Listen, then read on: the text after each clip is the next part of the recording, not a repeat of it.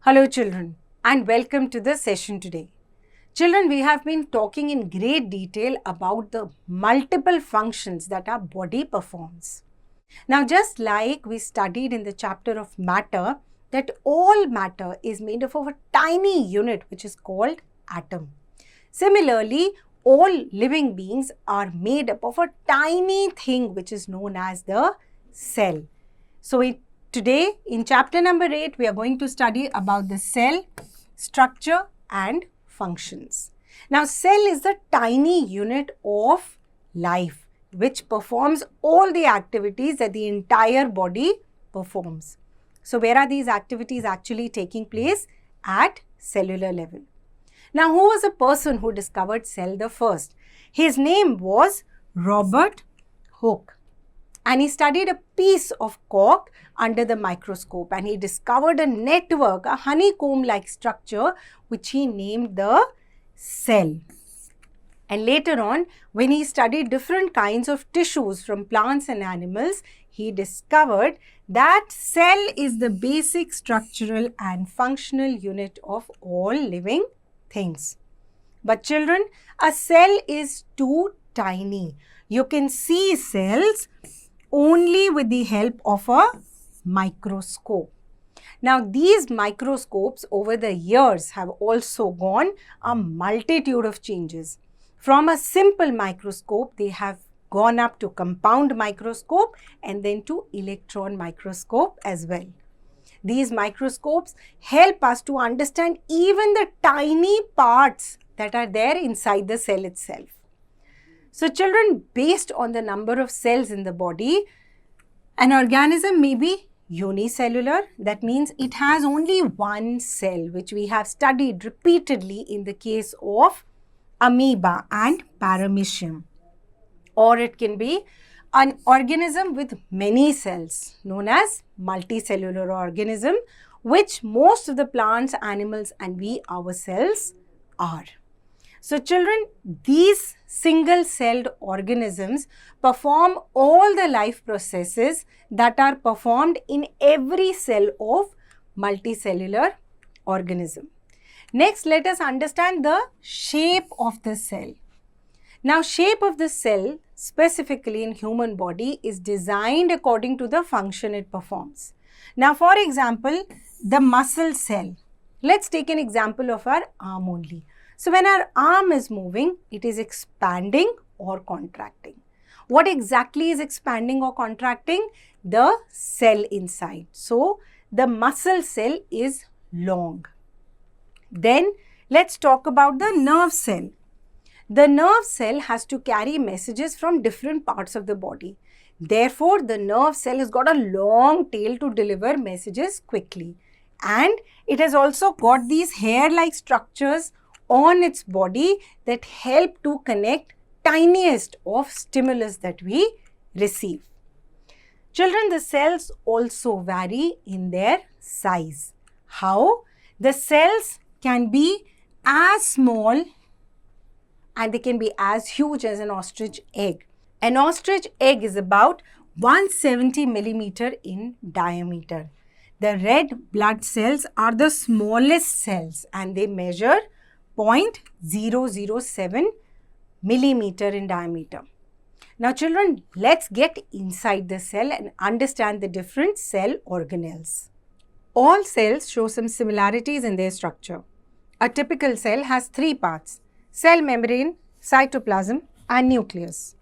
The cell membrane is a thin membrane around the cell cytoplasm that maintains cell shape and allows only some substances to enter or leave the cell. A cell wall is found in the plant cells only. It is present outside the cell membrane and provides rigidity to the cell and protects the internal structure. The cytoplasm is a jelly-like substance living between the cell membrane and the nucleus. A number of cell organelles are suspended in it. The nucleus is a very important part of the cell. It is usually located in the center of the cell. Cells are of two kinds based on their nucleus organization: prokaryotic and eukaryotic cells. Prokaryotic cells do not have a well-organized nuclear region or the nuclear membrane is absent. Bacteria and blue-green algae are prokaryotic cells.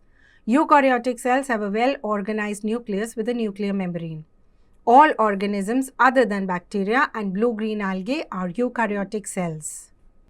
The various organelles present in the cytoplasm are mitochondria. It produces energy for the cell. Endoplasmic reticulum. It is a network of membranes and divides the cytoplasm into channels and helps in the transport of substances within the cell. Golgi complex. It is responsible for the concentration, storage and secretion of substances. Lysosomes. They help in the autodigestion of the cell. Ribosome. They help in protein synthesis. Centrioles. These are only present in animal cells and help in cell division. Plastids. They are colored bodies only present in plant cells.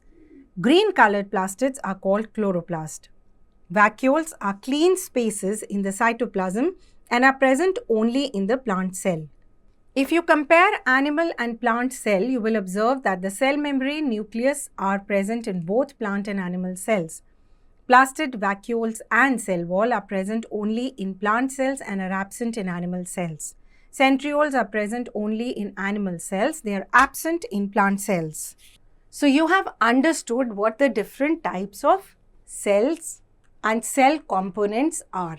You can actually find out the basic components of a cell by taking an onion peel. This simple experiment can be performed easily in your school laboratory. Now children, let's quickly do a recap and understand the functions of all the cell parts and organelles. Cell membrane allows selected substances to pass through and gives shape to the cell. Cell wall gives rigidity to the cell. Cytoplasm, seat of various organelles. Nucleus, brain of the cell that controls all activities of the cell. Chromosomes, seat of genes responsible for similarity between one generation to the next. Mitochondria, site of respiration, also called the powerhouse of the cell. Endoplasmic reticulum, help in protein synthesis. Vacuoles, store cell sap. Chloroplast has chlorophyll, the green coloring pigment that helps in process of photosynthesis. Leucoplast, storage of starch. Chromoplast, seat for yellow or red coloring pigment. Golgi bodies help in secretion. Lysosomes help in digesting and engulfing and killing unwanted particles. Ribosomes, transport of substances. Centrosome facilitates cell division in animal cell. And once again, let us understand the difference between the plant and the animal cell. So what are the variations here? So basically, if you see at the cell wall is present in plant cell and absent in the animal cell. That is why when you eat vegetables, this extra cell wall is the cellulose that you eat.